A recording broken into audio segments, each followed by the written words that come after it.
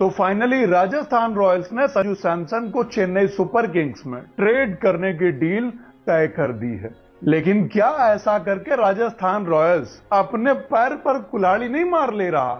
मतलब जरा आप इमेजिन करके देख ली, राजस्थान रॉयल्स पहले इस डिमांड पर तैयार था कि हम जडेजा को लेंगे अपनी टीम में, यानी कि डायरेक्ट टू स्वैप करेंगे, यानी सीधे तौर पर अदला बदली। लेकिन अब बोल रहे हैं कि जडेजा के साथ साथ सैम करन को भी अपनी टीम में शामिल करेंगे और उसके बदले में संजू सैमसन को ट्रेड करेंगे। जबकि इससे कुछ ही समय पहले डिवाल्ड ब्रेविस को लेकर के ये न्यूज उड़ी थी कि डिवाल्ड ब्रेविस और रविंद्र जडेजा के बदले चेन्नई सुपर किंग्स को संजू सैमसन ट्रेड किए जाएंगे और संजू सैमसन राजस्थान रॉयल्स में टिकना भी नहीं चाहते हैं। तो यार सबसे पहली बात तो यह है कि राजस्थान रॉयल्स के कैंप में कुछ न कुछ गड़बड़ी तो चल रही है।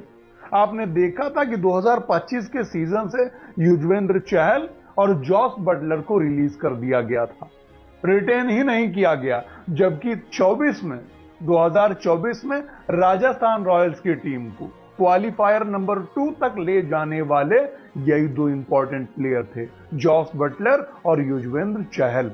और अब बीते कई सालों से संजू सैमसन राजस्थान रॉयल्स के लिए बढ़िया स्कोर कर रहे हैं, बढ़िया खेल खेल रहे हैं, चाहे वो ओपनिंग हो या किसी भी नंबर पर हो।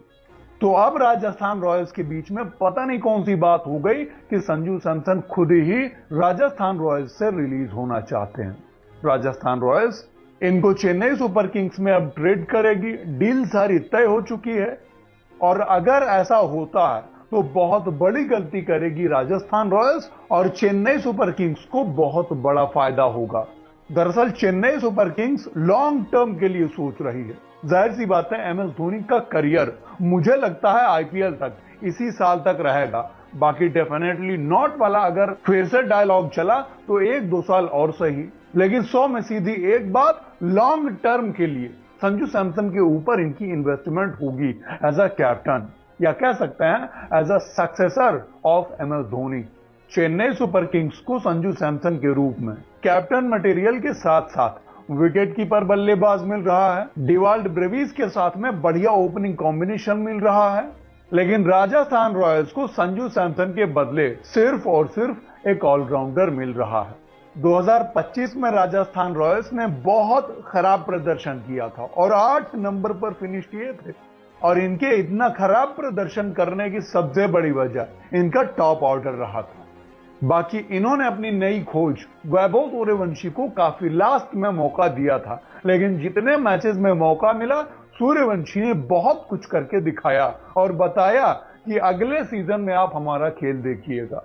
लेकिन संजू सैमसन के CSK में ट्रेड हो जाने के बाद मुझे नहीं लगता है कि वो बैलेंसिंग राजस्थान रॉयल्स के पास आएगी। हाँ, मेगा ऑक्शन में देखना ये होता है कि आखिर राजस्थान रॉयल्स कितनी बढ़िया टीम बनाती है, किन किन प्लेयर्स पे बोली लगाती है और बढ़िया टीम बनाने की कोशिश करती है।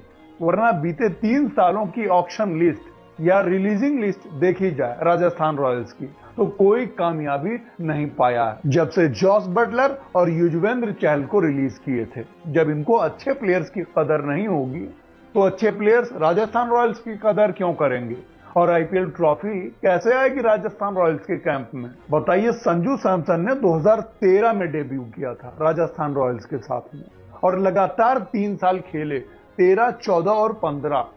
फिर आगे के 2 साल दिल्ली डेयरडेविल्स में गए, फिर वहां से रिलीज किए जाने के बाद दोबारा फिर से राजस्थान रॉयल्स से जुड़े और अब जाकर के फिर से जडेजा के चक्कर में संजू सैमसन दोबारा से ट्रेड किए जा रहे हैं। Jadeja is the big player, बल्कि बिगेस्ट प्लेयर यार।